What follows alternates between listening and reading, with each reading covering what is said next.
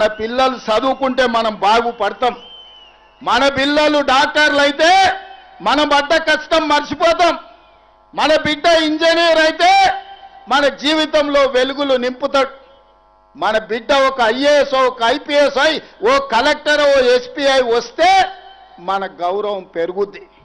మన పిల్లల్ని మనం చదివించుకోవాలి. ఓ పూట తిన్నా తినకపోయినా ఇంటి ఆయన నగదు ఉంటే సాయంత్రం పోయి బెల్ట్ షాప్లో ఇచ్చొచ్చినా ఆయనను ఒంగబెట్టి 2 గుద్దులు గుద్దైనా ఆయన జేబులు ఉన్నది గుంజుకొని పిల్లలను చదివించుకోవాలి. చదువుకుంటేనే మన బతుకు బాగుపడుతుంది, మన జిల్లా వలసలు ఆగుతాయి.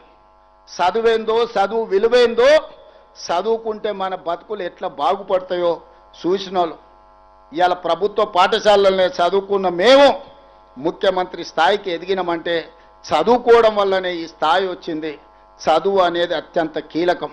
అందుకే ఈ జిల్లా వలసలు ఆపాలన్నా, మన పిల్లలు చదువుకోవాలన్నా, మన రైతులు బాగుపడాలన్నా, మన ఆడబిడ్డలు తలెత్తుకొని గౌరవంగా బతకాలన్నా పాలమూరు జిల్లా సస్యశ్యామలం కావాలి.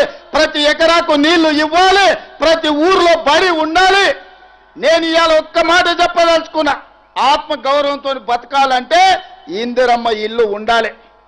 ఇవాళ మన జిల్లాలో హనుమాన్ల గుడి లేని తండా ఉండొచ్చు, గూడెం ఉండొచ్చు, గ్రామం ఉండొచ్చు.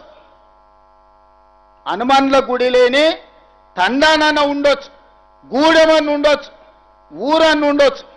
కానీ ఇందిరమ్మ ఇల్లు లేని ఊరు లేదు. నేను గుండె మీద చేసుకొని నేను చెప్తున్నా. ఈడ వేలాది మంది వచ్చారు. నేను సూటిగా బీఆర్ఎస్కి సవాలు విసురుతున్నా. ఏ ఊర్లో నువ్వు డబుల్ బెడ్రూమ్ ఇల్లు కట్టినవో బిడ్డ గానే నువ్వు ఓటు అడగాలి. ఏ ఊర్లో నేను ఇందిరమ్మ ఇల్లు కట్టినో గా ఊర్లో నేను ఓట్లు అడుగుతా. నీకు డిపాజిట్ వస్తే నా పేరే మార్చుకుంటా.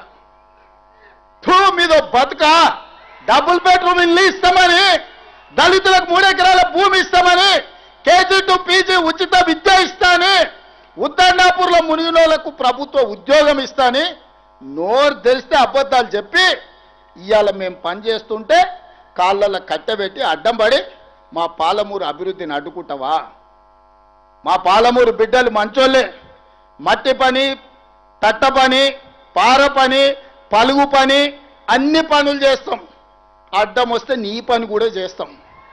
మేం తవ్విన గోతుల్నే మట్టి తీసుడే కాదు బిడ్డ, పండబెట్టి మట్టి కప్పేది కూడా మా బిడ్డలకు తెలుసు. నువ్వు అనుకుంటున్నావేమో ఈ జిల్లా ప్రజల అమాయకులు 2009లో మోసం చేసినట్టే మళ్ళోసారి మోసం చేద్దాం అనుకున్నావని. నిన్ను మొలక కూడా ఎత్తనీయం బిడ్డ. ఈ జిల్లాల ఈ వేలాది మంది సాక్షిగా పాలమూరు బిడ్డగా చంద్రశేఖరరావు రాసి పెట్టుకొని డైరీలో పాలమూరు జిల్లాలో నీ జెండాను ఎగరనీయం, గద్దెలు దిగాలే, దిమ్మెలు గూలాలే. ఈ పాలమూరు గడ్డ మీద నీ గుర్తు అనేది ఇక మర్చిపో. నీ గుర్తు నీ ఎమ్మెల్యే అనేది గతమే. భవిష్యత్తులో ఒక్కరిని కూడా గెలవనీయను. ఇవాళ ఈ బిడ్డలకు అన్ని కష్టాలు తీరవడానికి ఈ వేదిక మీద ఉన్న మేము అందరం ఉన్నాం. నేను అడుగుతున్నా మా అక్కల్ని, అక్క ఇలా రేషన్ కార్డు అంటే ఒక్క నా కొడుకన్నా వలికిండా? ఇల్లు అడిగితే ఎవడన్నా కనిపించిండా? సన్న బియ్యం ఎప్పుడన్నా ఇచ్చిర్రా? ఉచిత కరెంట్ ఎప్పుడన్నా ఇచ్చిర్రా? ఇంటికి బస్సులలో ఆడబిడ్డలు పోతే ఎప్పుడన్నా వాడు ఉచితంగా ఓ పండుగ పూట నాడు అమ్మగారింటికో లేకపోతే అమ్మవారి దర్శనానికన్నా అన్నారా? జోగులాంబ దర్శనానికి పోతే ఎప్పుడైనా బస్సులో ఉచితంగా పోయినరా? కురుమూర్తి జాతరకి ఎప్పుడైనా పోయినరా? మిడ్జిల్లో ఉన్న హనుమాన్ల దేవాలయానికి ఏమైనా ఊరుకోండి హనుమాన్ల గుడికి పోతే ఎప్పుడైనా ఉచితంగా పోయినరా?